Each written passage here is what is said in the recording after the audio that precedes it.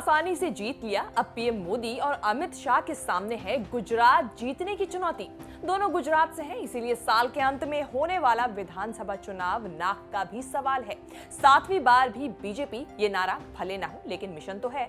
UP के बाद गुजरात भी जीत गए तो 2024 के लिए चिंता नहीं रहेगी। गुजरात को लेकर मोदी शाह सीरियस हैं। यूपी चुनाव के नतीजे आते ही 11 मार्च को मोदी अहमदाबाद में रोड शो करके माहौल बनाए हैं। मोदी के कार्यक्रम गांधीनगर, बनासकांठा, जामनगर के साथ दाहोद में कुछ सोच समझ कर रखे गए हैं। क्या है राजनीतिक सोच, बताएंगे आगे, लेकिन पहले ये जानना जरूरी है कि मोदी शाह बार बार गुजरात जाने के लिए क्यों है मजबूर। गुजरात को लेकर मोदी शाह के अलर्ट होने का कारण 2017 का चुनाव है। बीजेपी को सबसे छोटी जीत उसी चुनाव में मिली थी। मोदी शाह के होते हुए बीजेपी 100 सीटों का आंकड़ा पार नहीं कर पाई। 22 साल पहले 121 सीटों से शुरू हुआ जीत का सफर 99 पर आ गया। कांग्रेस पूरी हालत में भी 70 सीटें निकाल ले गई। बीजेपी का नर्वस होना बनता है। नर्वस 99 के चक्कर में ही चुनाव से 1.25 साल पहले सीएम विजय रूपानी के साथ साथ सारे मंत्री बदल दिए गए थे।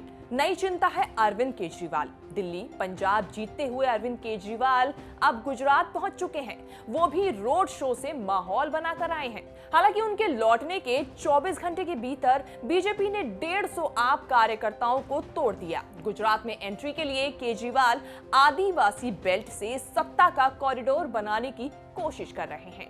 गुजरात में 16% आदिवासी वोट हैं। विधानसभा की 26 सीटें 90 लाख आदिवासियों के लिए रिजर्व है। दाहोद, गोधरा, पंचमहल समेत 5 जिले आदिवासी बहुल हैं, जहां कांग्रेस की अभी भी ठीक ठाक पकड़ है। केजरीवाल को साथ मिला है आदिवासी नेता छोटू वसावा का। पिछले चुनाव में छोटू वसावा की पार्टी भारतीय ट्राइबल पार्टी कांग्रेस के साथ थी।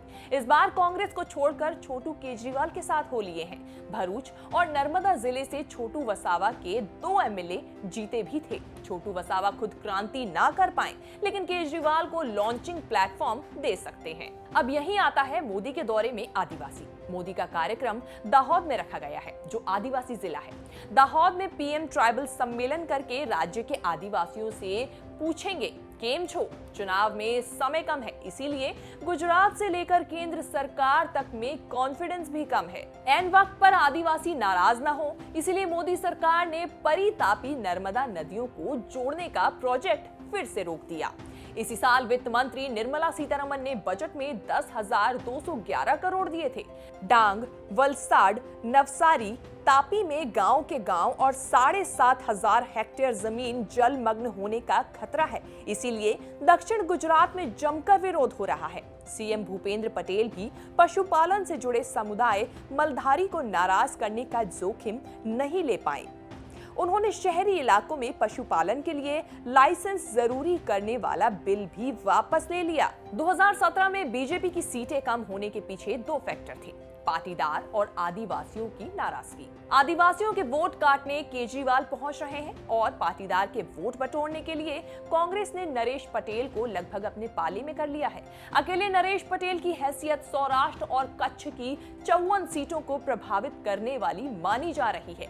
व्यापारी होने के कारण सूरत में भी अच्छे पैठ करने वाले नरेश पटेल सूरत के आसपास की 15 और सीटों पर असर छोड़ने वाले माने जा रहे हैं। गुजरात में चुनाव नवंबर-दिसंबर तक होंगे, मतलब 9-10 महीने हैं गुजरात के अभेद किले को अभेद रखने के लिए।